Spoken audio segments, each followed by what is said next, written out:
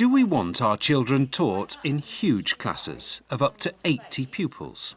And has anybody got a club by any chance? I see a club from over here. If you've got a club, it looks a bit more like a shamrock. Or is the conventional wisdom that smaller is better? 8, not 80, borne out by the evidence. How could we describe Cinderella's shoe? Let's have some hands up. Katie. The answer to the question, does class size matter, is at one level very straightforward. Yes, it does, with the youngest children in school. But there are significant practical, political and financial hurdles on the road to reducing class sizes and improving results and making teaching less stressful. Our estimates are that you get an extra something like 2 months learning per year if you reduce class size by 30%. And that'd be great to have if we could afford the extra money. Oh, and by the way, we're going to have to build an extra 150,000 classrooms. So the reason I don't advocate class size reduction is because I think there are better things we could do with the money. And this view is backed up by an authoritative worldwide research project, which places class size 106th in importance out of 138 factors affecting pupil achievement.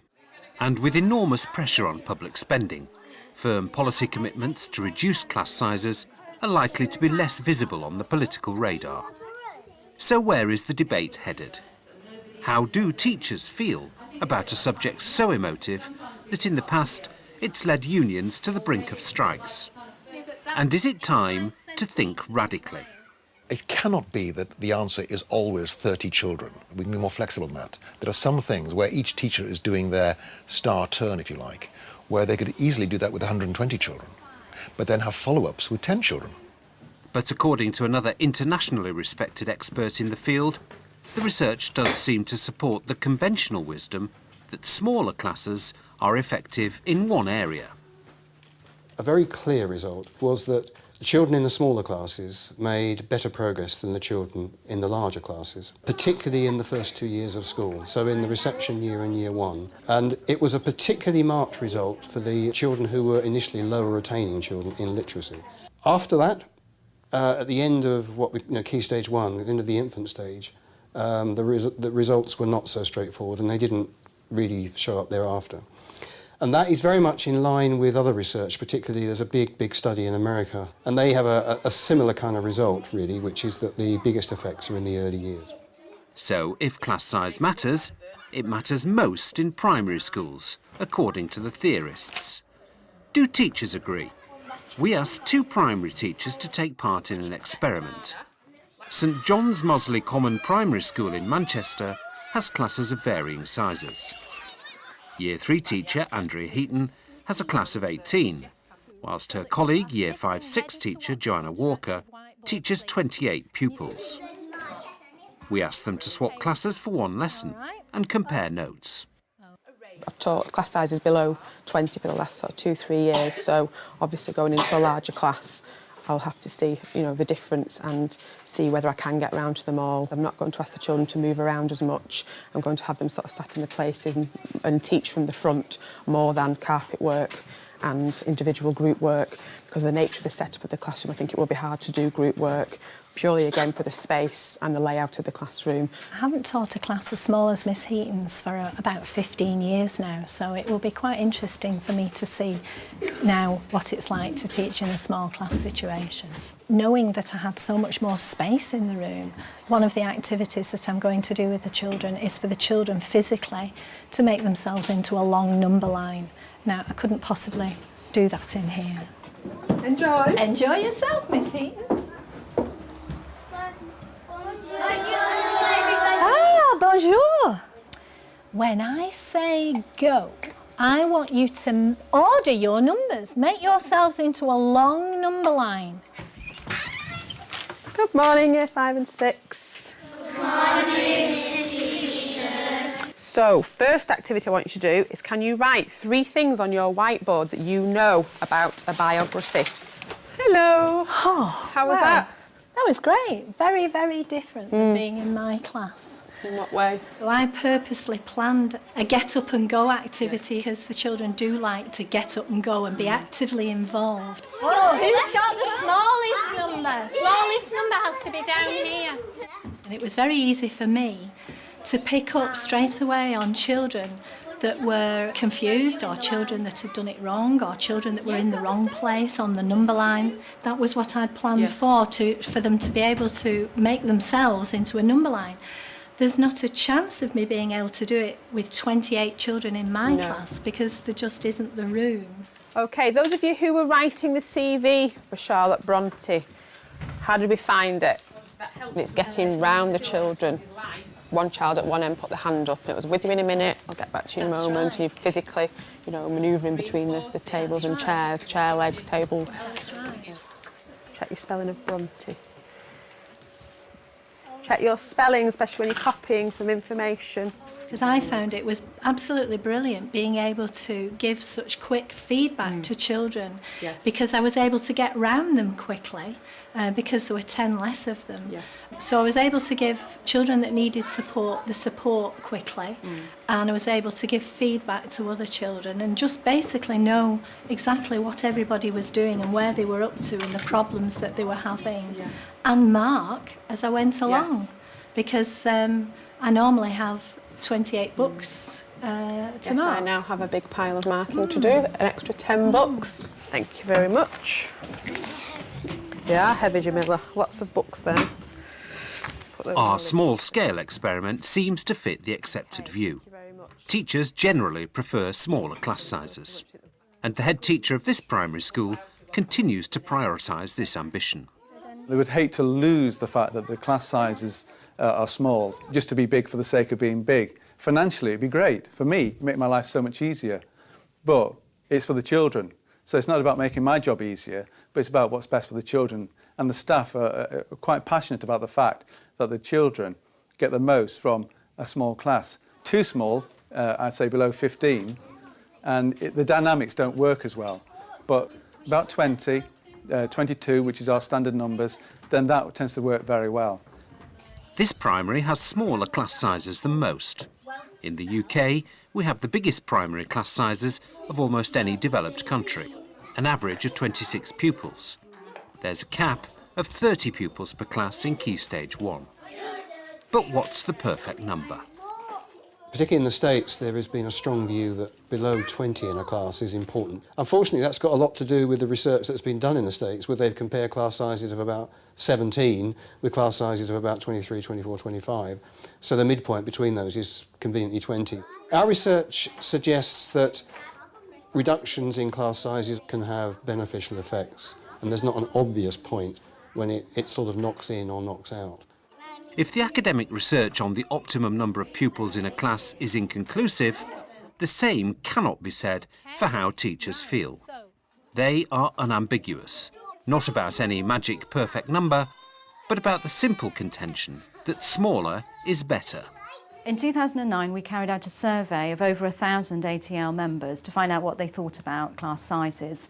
96% of them said that they felt there should be a maximum class size limit for all classes across primary and secondary. About 3/4 of them felt that bigger classes had a negative effect on their stress levels. Many of them also believed that larger classes had a large impact on pupils' ability to make relationships with staff and staff with pupils, meaning that it makes it much more difficult for staff to provide individual support for pupils and to provide personalised learning for those pupils. Despite this commonly held view, some academics argue that big classes can and do work, but it means doing things differently. What my research suggests is that we should be focusing on teacher professional development, a relentless focus on making every teacher realise that they have to get better. Not because they're not good enough, but because they can be even better. I think we should give serious thought to actually having larger classes rather than smaller ones, but giving teachers much less contact time. The average English teacher in England is in front of kids about 1,100 hours per year. In many Japanese schools, they have classes of 40, but they're only in front of kids 550 hours per year, half as much. And the rest of the time, they're working with their colleagues, trying to come up with better ways to teach.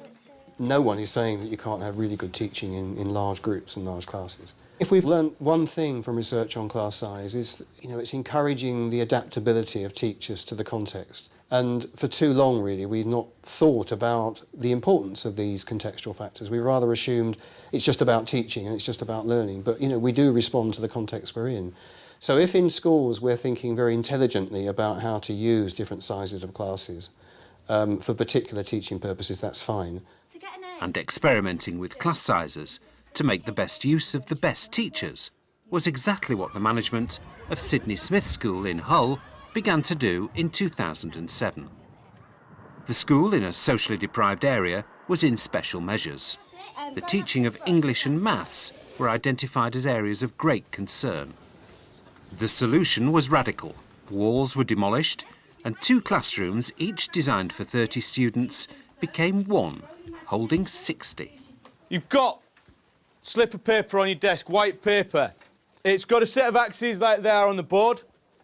All I want you to do with that is plot the points that are shown on the board. It's a very basic task. See how you cope with it. I suppose it was a combination of 2 things. The first one was that we did have a shortage of teachers in English and maths. But the second thing was it was about trying to maximise the number of students who could actually be taught by the outstanding and good and outstanding teachers in the school. And this was one way to do it. We've tended to aim it at the higher ability students. The lower ability students we still keep in smaller classes. The research on teacher quality shows that the quality of the teacher, how good that teacher is the single most important determinant of how much a child will learn. In the classrooms of the most effective teachers, children will learn twice as much as they do in the average classroom. And in the classrooms of the least effective teachers, children learn half as much. If the teacher quality is high, then I think we can start thinking about much more flexible ways of organising learning.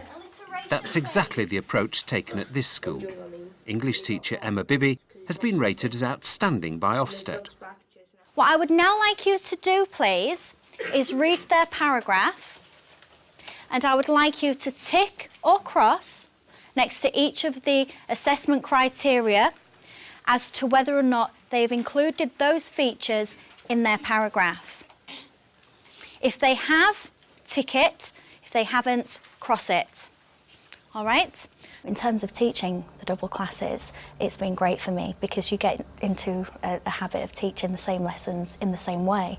But obviously when you have 60 students in your class who all need to make progress, you have to change your teaching style. In terms of behaviour management, I'm fortunate enough to have developed enough skills over the years to be able to control most situations. Again, the students, because they're constantly on task, focused in what they're doing, they don't have time to mess about, to be honest. Therefore, they present positive behaviour most of the time.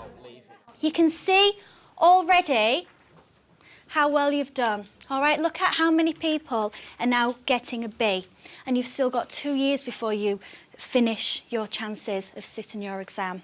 Okay, so well done today. Round of applause. Let's go, American.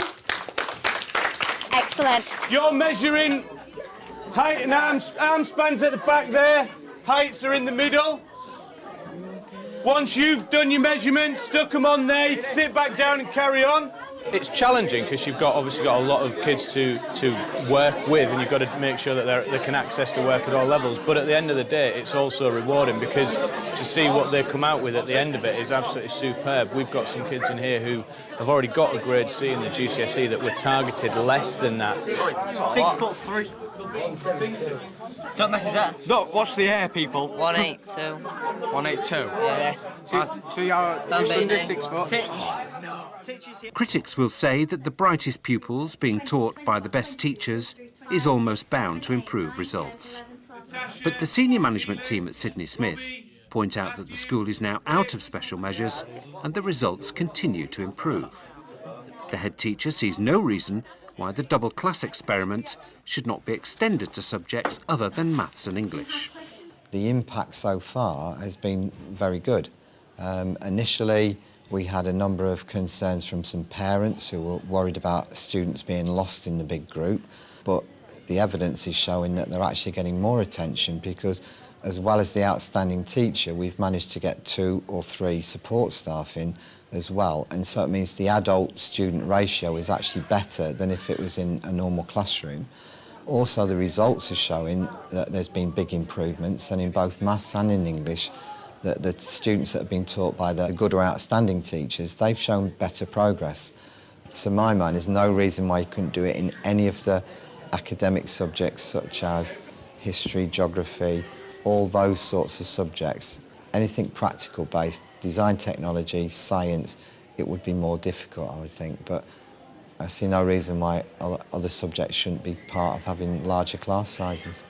What makes a good story? You all know the answers to this, so really quickly, recap, let's go. What makes a good story? Ryan?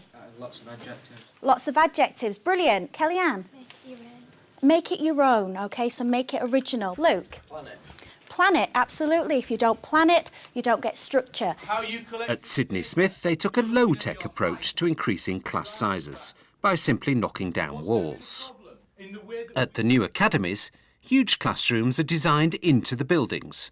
At John Cabot Academy in Bristol, they've just built a classroom which is able to accommodate 160 pupils. 2 years ago we became an academy, and in that time we had the opportunity then through some extra funding to build a new building, so we built a new building. And our aspiration then was to comfortably be able to house in one place, on one level, around 80 students. So therefore now we do teach students 80 at a time. Similarly, in the downstairs of that area, we can house 80 in an assembly style arrangement. Actually speaking, we can house 160 in there, but it's a bit tighter at that point. The real positive in that situation is that it's personalised learning, but it's happening by using space. And so if a student's ready to move on, and they're ready to move on, and if that means they need to go to a different area, either to access a different piece of machinery or equipment or computer or a different member of staff, any resource, we don't want the way that we've organised space and put walls up to be a barrier to that progress. In this year's 7 class, 80 students are led by 3 teachers and 4 other adults. You should all have a playing card in your hand. You need not to lose your playing cards for today. If you haven't got one, put your hand up. Fantastic. Our competency focus for this week is teamwork. And today is your last lesson on Project 1. So this is your last time to collect some evidence to show us that you're getting better at teamwork. I become much more of a facilitator. And the intention is that with the flexible space, rather than just having 3 different activities that the students can take part in, which would happen in the traditional model with 3 classrooms, there could be 5 or 6 different activities going on here. So there can be small groups working together in the breakout rooms.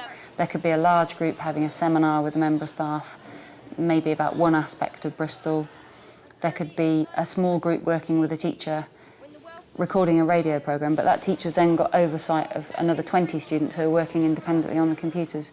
So the sole intention was personalisation and allowing the students to develop as independent learners. Right, guys, you need to decide at least 4 things, okay, and then you're going to vote on them. We all need to listen to one another's idea. This is what effective teamwork is, okay? Then you can come up with the idea. I think it's better to be in a bigger class because then you can make more friends. I'll tell you when, all right? Yeah, but Connor, hold it to your mouth. Thank you. Go. Hello and welcome to Heart. Tonight our top stories are all about Bristol. I like the smaller class, really, because it's more quiet and more peaceful and you don't get much distraction. Upstairs, right, is some big and you've got like one class talking and the other class talking, and if you're closest to like the other class, you're getting like a bit of information from both sides, so you're getting a bit like from the other side and a bit from the other. It's like a bit confusing sometimes. The most popular schools in Bristol that many people should know of are John Cabot Academy, Mangotsfield and Downend. Back over to Connor. Thank you, Ben. Now, the most weirdest news ever about Bristol. Cue music. It takes time for the students to get used to it, but it takes time and skill for the teachers to get used to it. We have tried with some of our very skilled teachers to bring them over here, and they've tried to bring their style of teaching into this big open plan space and it hasn't necessarily worked. You get used as a teacher to having your specific group of students that you're responsible for, and all of a sudden now we're sharing students. You have to let go of some of the control of your classroom, and you have to be prepared to work together with other colleagues who might have different ways of controlling noise and they might have different tolerances. Just put your hand up and tell me, what was the little story that I read to you halfway through this morning? Who were the 4 characters in that story? George? Everybody, somebody, nobody, and... Last one begins with A. Anybody. Good, excellent. If over a period of time it starts to save money, that's got to be good, because I'll reuse that money. But the notion of saving money implies it just goes into somebody's pocket, and that's not how it works. So if we are funded less, I have less to use, I have a way that I can possibly get through that period. But it's never about, that's great, we've just saved £50,000, so now we'll all have treats for the year. The drive is to improve teaching and learning. If you plan well, this model of teaching could reduce your workload. I could teach the same lesson for 3 weeks on a carousel because I'm teaching 3 different groups of students. We've had to find a creative model for assessing, so we don't use bookmarking traditionally a lot. We have lots of self-assessment and peer assessment. If you think about the teaching experience is made so much better by working with other colleagues. All of the positive benefits and the buzz you get from that makes for a more creative way then of working. Rather than worrying about workload, we actually have to tell people to spend less time, you know, staying up late at night planning exciting things because they get so enthusiastic about making their practice better. It's a very different way of teaching, but still relatively rare. What isn't rare, however, are reports of stress amongst teachers. That leads to difficulties in recruitment and retention, and the most common factor cited by teachers leaving state education for the private sector is the attractiveness of the smaller class sizes they find there. Sue Meadows made the move. The big question this morning. We looked at the 5 Ps last week. Can anybody remember what they were? Your hand will help you. Oh, lots of hands up, good. A major factor of my decision-making process for coming back into the independent sector was the fact that it is possible, I think, to perhaps engage a lot more with the students on a more individual basis when you have much smaller class sizes. So, for example, one of the state schools that I taught in, I had a top set GCSE class with 37 students in, and now I have a top set Year 10 GCSE class with 17 students in, and that has to have an impact on the amount of time I can spend with each individual student, the amount of time and energy I can put into working on their coursework with them, into marking their work and giving very structured individual feedback. So it really makes a huge difference. So, if there's nouns with adjectives, what does that make it? Expanded noun. Brilliant, well done. You didn't say that very confidently, but you were absolutely right. Well done. If you're a good teacher, yes, you can teach a large class, but we don't always do things because we can. We do things because we want to. And in terms of day in, day out enjoyment of the job, which 10 years in is a pretty important factor because I plan to be doing this kind of job for the rest of my professional career because I love it. Can anybody think of a more exciting word than big? Enormous. Enormous, that's Gigantic. good. Gigantic, fantastic. These are miles better, aren't they? It's not just a question of proving to oneself that one can do all of these different things. It's doing what you enjoy, what you know is making a really huge positive difference to the students. And the idea of a smaller class, or at least not one numbering 60 or 80, as a community, which is more beneficial to its members, is reflected in the research. There is a bit of a current of view that there is something particularly important about the size of the class. And although you might think if you sort of double up the class and have twice as many staff, so the pupil-teacher ratios, if you like, are comparable to having, say, 30 in a class and 1 teacher. Particularly some American research, particularly with the youngest children, suggests that the smaller class generates a certain kind of community which would be completely absent if you had 60 in a class with 2 teachers. We, as a school, enjoy and promote the fact that we've got small classes. Unfortunately, sometimes we have to combine classes, which then make them slightly larger. Now, the challenge for us as a school is to do with how we can actually manage the small classes with the budgetary constraints that gives us. Now, the challenge is also staffing it, because as I've asked the staff so many times, would you rather have a big class and lots of teaching assistants or a small class with fewer teaching assistants? The teachers have always come back saying they'd rather have a small class and fewer teaching assistants. We are in a tough area. Hull itself is a tough area, and West Hull is no different to that. But we have made it work, and I think that this could work in all parts of the country, provided you've got the staff who are passionate enough to make it work and the teachers who are good enough quality. If we stand still, we've actually gone backwards. So this is about us realising that the world that the young people are going into has changing needs, and we need to make sure that our schools are not in a different age, but when they come into schools, we aren't just keeping up, but we're actually leading the way. So, does class size matter? The answer is a resounding yes. In the early years, smaller is better and very popular with teachers and parents. Later on, the findings are less clear.